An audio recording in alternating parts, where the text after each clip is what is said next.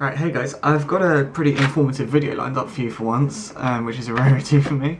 So, what I was going to do was, since I was reading the comments left on the Mad World remix, which I put up yesterday, which is getting some really good stuff, so I'm really happy about that. And a few people were asking me how I do the effects for the acoustics on the guitars. So I was just going to do a really quick video showing you how to do them in Guitar Rig, which is the program that I use to record all my guitars and sort of add effects, distortion, all that stuff to normally. And then I was going to show you how to do it more basically in Audacity, which is a free audio editing program basically. So I've just recorded two really simple tracks. They're completely clean. Yeah, that's the lead and this is the rhythm. Here we are, this is Guitar Rig by the way. Just a little bit of background information.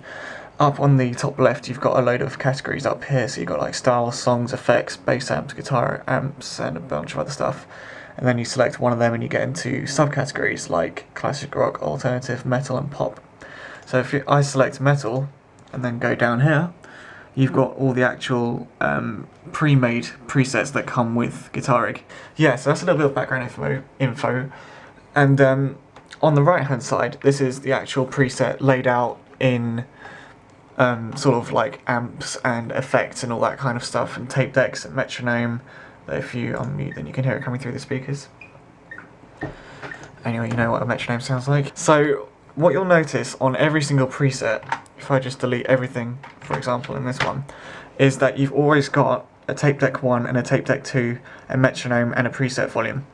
So tape deck 1 is any file at all on your computer. You could even just put in a music, like a track, whatever, a music, that was retarded. So for the sake of this, I'm just going to put in the rhythm guitar that I just recorded, and as you can hear, it's still exactly as it was when I played it on here, if you know what I mean. Basically it's like it works as a chain from top to bottom. So then you've got the metronome, which I don't actually bother with if I'm doing acoustic stuff. This is quite an important one, the preset volume. If that goes up into the red, then you need to adjust some volumes because it's going to record distorted. And then at the bottom you've got the tape deck 2, which is quite simply recording everything that's been in this chain of events and is what's coming out your speakers. So let me give you a better example as like a practical demonstration. If I just load up something called slow motion movie, a preset called slow motion movie, which is what I use most of the time when I'm doing acoustic guitars, it sounds now like this. And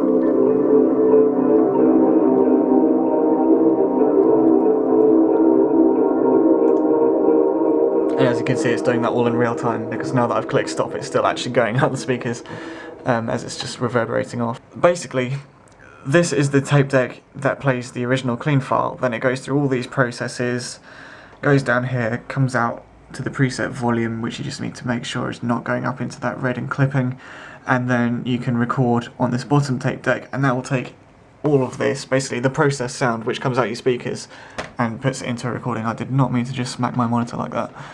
So actually I'll just give you a really quick demonstration. So I'm just going to record on here and then play this one.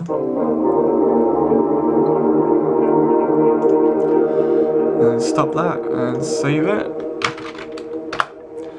So now you've got this, which is the original, completely clean, which is what we put into tape deck 1 up there. And now we've got this file that I just made from tape deck 2.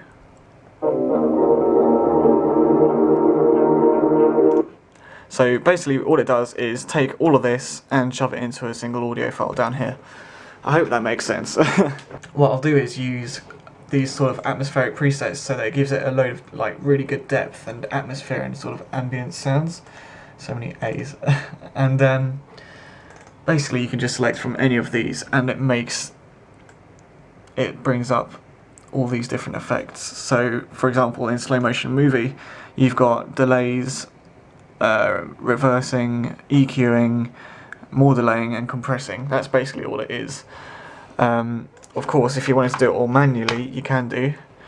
You can just go up to components and then you've got a load more subcategories like amps, distortion, mods, EQing, volume, reverb, tools and MDF, which is not a type of wood, it's modifiers, I just looked. So if I just go to reverbs, back to our clean recording by the way, and I'm just going to chuck in 3 reverbs. and a quad delay. Now what I'm going to do also is turn the reverbs up really loud, turn off the delay for a second. This is a really noobish preset, by the way, and this is what it now sounds like.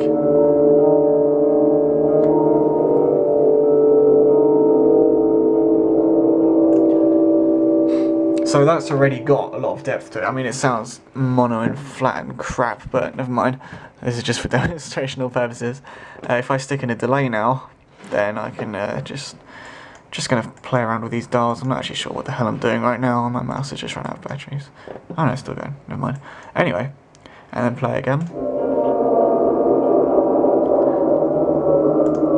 You can make some really quite weird, and bizarre stuff.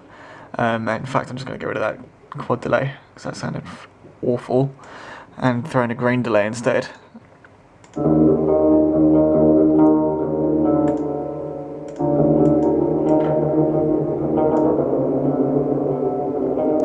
You see what I mean? Anyway, you can just you can keep playing around with these dials forever and ever and ever until you get something. What the fuck?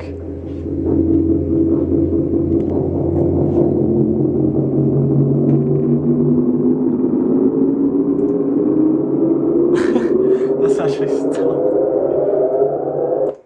Yeah. Anyway, that was weird. That was not meant to happen. But anyway, my mouse is not working. So that's what you can do in Guitar Rig. So now onto Audacity. I'm just going to get rid of Guitar Rig. So I'll get up my original clean rhythm track and hit play.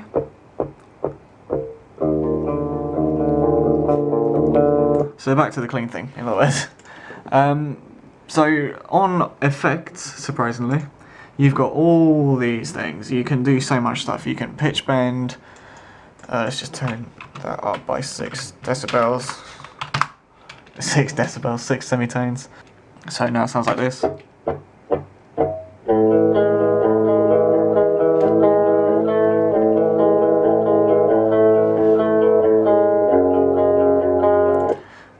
That actually sounds really nice. I'm tempted to redo the song in that transpose. Anyway, back to the point. And you've also got things like compressor, echo, fade in and out, leveler, noise removal, normalize. I mean, the stuff that you can do, I mean, you can just spend a couple of hours fucking around if you want, but Audacity is free. That's the best part. So this is a really quick demonstration of echo.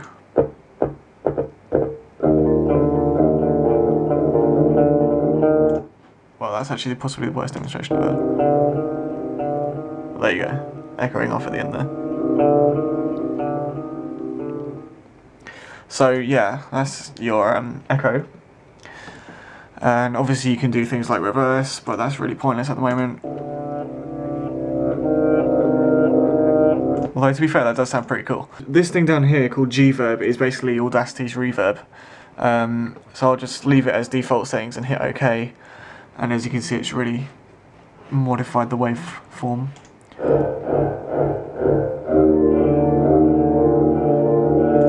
Yeah, but to be honest, Audacity's reverb thing is not the best. I mean, you do need to spend a lot of time fiddling around on here to get it sounding how you want, but I just cannot be asked for this demonstration. And you've got things like tremolo, or tremolo, which sounds like this.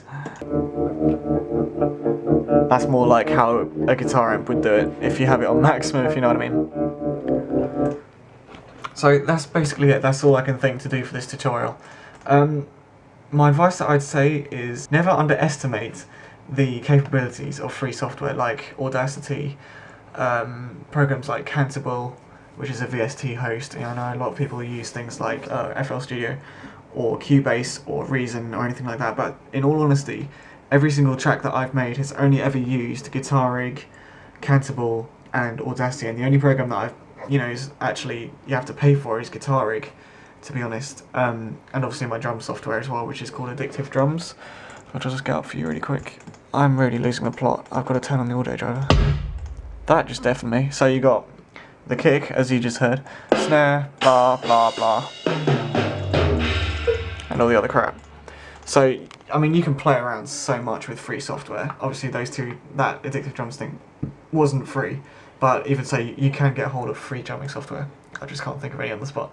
But anyway, I hope that was at least a tiny bit informative, and I shall see you soon with more music. Goodbye.